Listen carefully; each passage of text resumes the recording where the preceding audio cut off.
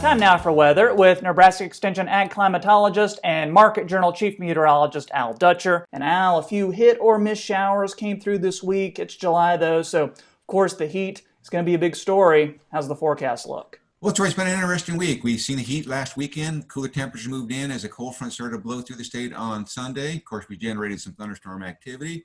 Then we had subsequent waves of thunderstorm activity move across the state. Big winter southern Nebraska. Unfortunately, portions of the southeast panhandle, northwest panhandle, northeast Nebraska, and parts of central Nebraska really missed out on a lot of the moisture. But we had some pretty significant moisture in southern Nebraska, and that goes well to reduce some of the drought in that part of the state. And of course, the temperatures have risen ever since the end of the week. And now we go into the weekend, and it looks like we're going to repeat almost to a T, like I said, what we went through this last week.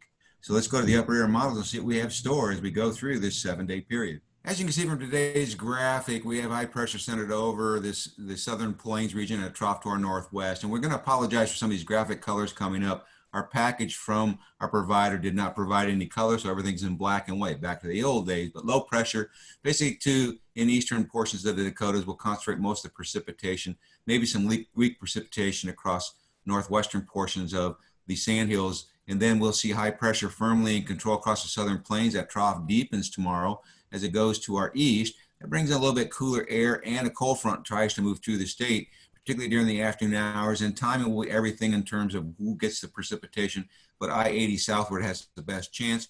Monday, we start to see that ridge building back in somewhat, but remember, we're going to be on the front edge of that ridge in eastern Nebraska. So we're going to be more in the northwest flow, and that cool air is going to hang up. So we'll probably see some thunderstorm activity at the Kansas and points southward. And then on Tuesday, we try to see that ridge trying to build back in, bring just a slightly warmer air into the region, but energy will ride around the periphery of that ridge. Low pressure at the surface develops in the Dakotas and in southwestern portions of Kansas. That will allow convergence in southern Kansas, and that most likely will begin to move toward the north as that high pressure ridge itself starts to build northward on Wednesday. We start to see low pressure forming again in the Oklahoma Panhandle. Good source of moisture feeding northward. With the movement of that ridge to the north, that's going to create convergence in eastern Nebraska, and good thunderstorm activity is likely.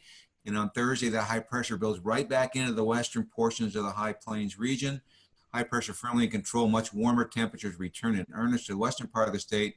In eastern Nebraska will probably be closer to normal as the warm air hangs up for one more day, and we have scattered thunderstorm activity. But by next Friday, that ridge builds in earnest into the central and southern plains. Low pressure forms in the high plains reserve.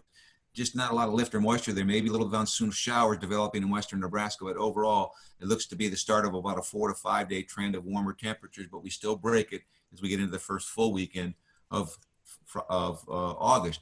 And in terms of temperatures above normal for this period for next Thursday, the following Tuesday, the high pressure firmly in control. And in regards to precipitation, we expect below normal precipitation, particularly with high pressure firmly in control over the central Rocky Mountains. So Troy, overall, most of the heat that we're going to deal with this week will be this weekend. Going to be pretty miserable out there with the high humidity, but we'll break that as we go into tomorrow. Cool temperatures at the beginning of the week, several chances of thunderstorm activity, and the heat returns as we get to the end of next week.